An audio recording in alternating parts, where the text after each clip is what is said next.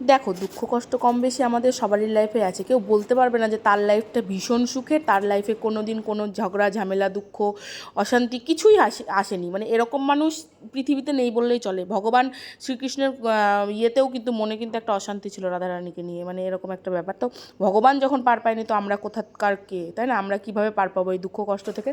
তো তাই বলে আমাদের জীবনে দুঃখ কষ্টটা আছে, সেই দুঃখ কষ্টটা আমি সোশ্যাল মিডিয়ায় খালি দিয়ে যাব, আমার সুখগুলো আমার আনন্দগুলো আমি দেবো না, তো এটা তো হয় না। তো আমার বেসিক্যালি আমার মতামত এটা, আমার জীবনে যাই দুঃখ হোক, যাই মানে মেন ব্যাপারটা হচ্ছে আমার নেগেটিভ দিকগুলো আমি কাউকে দেখাতে চাই না। মানে নেগেটিভ বলতে আমার কোনো প্রবলেম হোক, আমার সংসারের প্রবলেম হোক বা কোনো প্রবলেম হোক, আমি দুঃখে থাকি, কষ্টে থাকি বা যাই করি না কেন, সেগুলো সোশ্যাল মিডিয়ায় কারোর সাথে শেয়ার করতে চাই না। আমি শুধু আমার আনন্দের মুহূর্তগুলো আর আমার জীবনের যত তোমার ভালো লাগার জিনিসগুলো আর কি, মেয়েকে নিয়ে বলো, ছেলেকে নিয়ে বলো, আমার হাজব্যান্ডকে নিয়ে বলো, এগুলোই আমি শেয়ার করতে চাই, আর এগুলোই আমার ভালো লাগে। কিন্তু আমার দুঃখ কষ্টটা আমি কারোর সাথে শেয়ার করে কী করবো? নিশ্চয়ই কেউ আমার দুঃখটা কমিয়ে দেবে না বা কষ্টটা কমিয়ে দেবে না। এগুলো লোক জানিয়ে লোক হাসানো ছাড়া কিছুই না। মানে ধরো আমার সংসারে একটা প্রবলেম হচ্ছে আমার হাজব্যান্ডকে নিয়ে, সেটা আমি সোশ্যাল মিডিয়ায় স্টোরি দিলাম বা এরকমটা বললাম, কোনো কিছু বললাম, সেখানে কিন্তু লোক হাসে। মানে হাসে বলতে কী বলবে, এ বাবা এর সংসারে এরকম অশান্তি বা এরকম।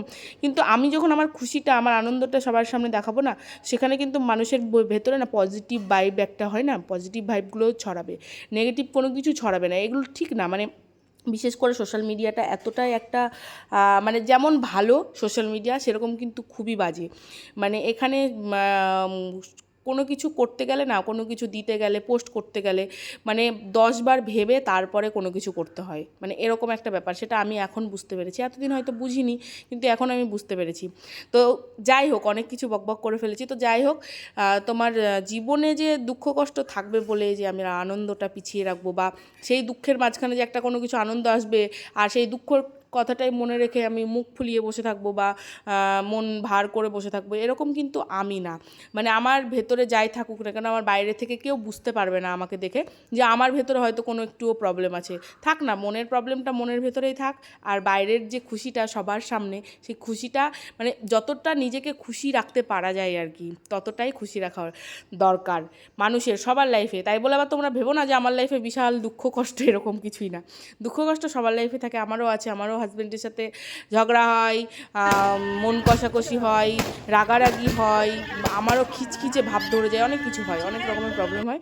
কিন্তু সেগুলো আমি চাই না কারোর সাথে শেয়ার করতে। ভালো জিনিসটা দেখো আর ভালোভাবেই আমাকে মনে রাখো, এটাই আমি চাই। তো দেখো, আমাদের এত সাজগোজ, এত কিছু, এত বিয়েবাড়িতে চলে আসলাম, এতক্ষণ ধরে তো বকবক করেই গেলাম। তো বিয়েবাড়ির আর আসল যে ইয়েটা, সেটাই তো বলা হলো না। এই শাড়িটা তো আমি কয়দিন আগে কিনেছি, তোমরা দেখেছো, ব্লাউজও বানানো হয়ে গেছে, কিন্তু শাড়িটা আমার মনের মতো হয়েছিল আর কি। কালারটা এতটাই সুন্দর কালারটা, আর যে সেটগুলো কিনেছি তার মধ্যে এই পার্লের সেট দুটোই আমি চয়েস করলাম যে এটার সাথে যাবে আর কি ভালো। আর মেয়ের চোখটা তো এতটাই ফুলেছিল, এখন যদিও ঠিক আছে, ফুলেছিল এতটাই, মানে আমার ওকে দেখে কষ্ট লাগছিলো, আর মেয়েকে দেখে। আর মেয়ে কি ব্যাপারটা বলো তো, কোথাও গেলে না, কোথাও ধরো বাইরে বেরিয়েছি ওকে নিয়ে, ও পুরো শান্ত, চুপচাপ, মানে ওর মতো শান্ত পৃথিবীতে দুটো বাচ্চা নেই এরকম মনে হবে।